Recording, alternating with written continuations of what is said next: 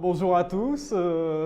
Peut-être que certains d'entre vous ne me connaissent pas très bien, mais enfin si, visiblement. Je m'appelle Yuri Bergoug, président fondateur de l'OFCI.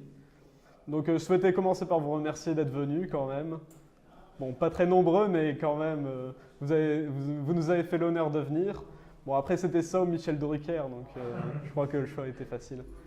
Et merci aussi à maman pour son gâteau à l'ananas qui s'annonce succulent. Donc, depuis 2 ans et demi maintenant, nous avons organisé et participé à 10 projets internationaux dans des pays comme la Roumanie, l'Algérie, la Moldavie, la Palestine, la Pologne, l'Italie, le Liban et même en France en décembre sur des thèmes variés, journalisme, droits de l'homme, environnement, citoyenneté, audiovisuel, etc. 2 groupes de 12 et 3 membres sont d'ailleurs partis en Pologne au mois de février.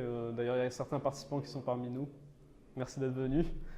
Et donc, c'était pour participer à des séminaires sur l'entrepreneuriat à Varsovie et sur le marché du travail européen à Tarnów. Donc aujourd'hui, c'est plus de 35 jeunes et moins jeunes qui sont partis à l'étranger, en Europe et au Moyen-Orient dans le cadre de ces projets depuis 2 ans et demi.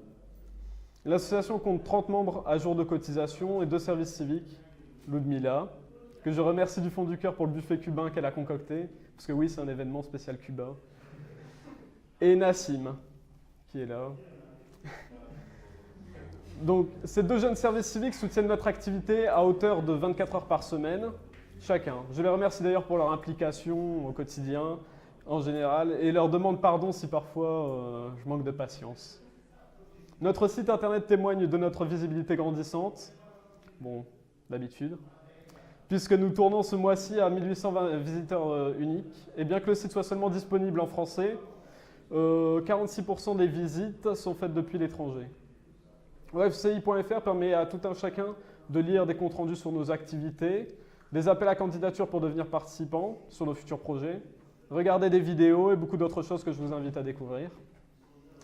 Suite au succès du projet Sport Live que nous avons encore organisé en décembre à Roubaix, nous avons pris la décision d'écrire de nouveaux projets Erasmus+, comme par exemple le projet Cover pour Course on Versatile Environment Risks, que nous avons déposé en février, qui est une formation sur le volontariat en zone instable ou de conflit. Actuellement, nous sommes en pleine écriture de 3 nouveaux projets, un sur la question des réfugiés de guerre, un sur la citoyenneté et un sur les coopératives. Nous vous tiendrons bien entendu au courant de la recevabilité ou non de ces projets par l'Agence nationale. En général, après avoir présenté l'association, une remarque revient régulièrement. « Ah, donc ton association, c'est pour voyager pas cher en fait ». Certes, ces voyages ne coûtent pas grand-chose à ceux qui y participent. D'ailleurs, la plupart de ces séjours sont cofinancés par l'Union européenne, le CLAP intercommunal, ainsi que de façon plus symbolique par l'opération Tourcoing Talent Jeunesse ou même directement par la mairie de Tourcoing. Pas encore par la mairie de Roubaix, mais j'ai l'espoir que cela changera rapidement. Je vous regarde. Ceci étant dit, s'arrêter à la partie émergée de l'iceberg, c'est s'abstenir de voir les opportunités incroyables que l'OFCI offre aux jeunes de la métropole lilloise. À commencer par la mobilité internationale. Entre nous, je ne pense pas qu'un seul des membres de l'OFCI ne serait allé en Roumanie, en Moldavie, en Pologne ou au Liban sans les projets auxquels nous avons participé. Projets qui ont d'ailleurs contribué à dépasser les frontières interculturelles et combattre les clichés qui persistent notamment sur l'Europe de l'Est. Ces projets ont aussi permis aux participants ainsi qu'aux membres de développer une confiance en soi, un réseau d'affaires international, certes limité, mais qui peut s'apparenter à ce qu'on le retrouve chez les étudiants qui sont en école de commerce, donc dans des écoles quand même assez chères. Enfin, vous avez compris quoi. Donc, et aussi l'envie de mettre en place des projets locaux, de s'impliquer davantage en tant que citoyen au service de l'intérêt général, et des amitiés inestimables. Enfin, vous vous souvenez quoi. À vrai dire, les petites railleries faites contre l'OFCI relèvent du même paradigme que celles émises contre Erasmus il y a quelques années. Aujourd'hui balayées par les enquêtes notamment de la Commission européenne, je cite, 34% des employeurs attribuent davantage de responsabilités à leurs employés ayant une expérience internationale et ils sont 64% à juger l'expérience à l'étranger comme importante pour être embauchés. Et j'irai moi-même plus loin en disant que par expérience, un séjour intense de 10 jours, comme c'est le cas lors de nos projets, peut valoir une année d'études ou de stage à l'étranger. Toutefois, j'essaie de rester pragmatique dans mon analyse des retombées sur la population roubaisienne. Une association ayant comme force du changement seulement des bénévoles et des services civiques peut réaliser de grandes choses pour sa communauté, mais pour inspirer l'ensemble de la population et en particulier la jeunesse, il est grand temps que les autorités locales, départementales et régionales donnent aux Roubaisiens l'OFCI qu'ils méritent.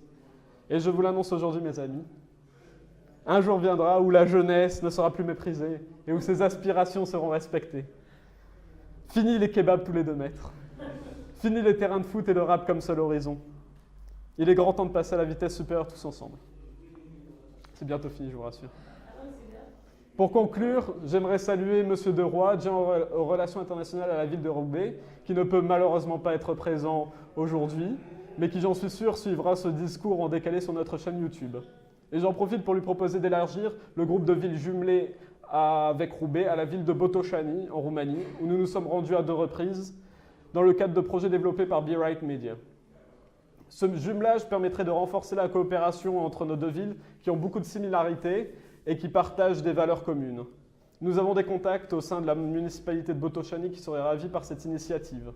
Et ce serait l'occasion de mettre en exercice dès cette année le programme L'Europe pour les citoyens. Nous sommes d'ailleurs prêts à soutenir les services relations internationales de la mairie dans l'accomplissement de cette mission, si certaines conditions de travail sont réunies. Je souhaiterais aussi remercier Soraya Regimi, qui était adjointe à la jeunesse, sport et vie associative de la ville de Roubaix, qui nous a toujours soutenus dans nos démarches auprès de la mairie.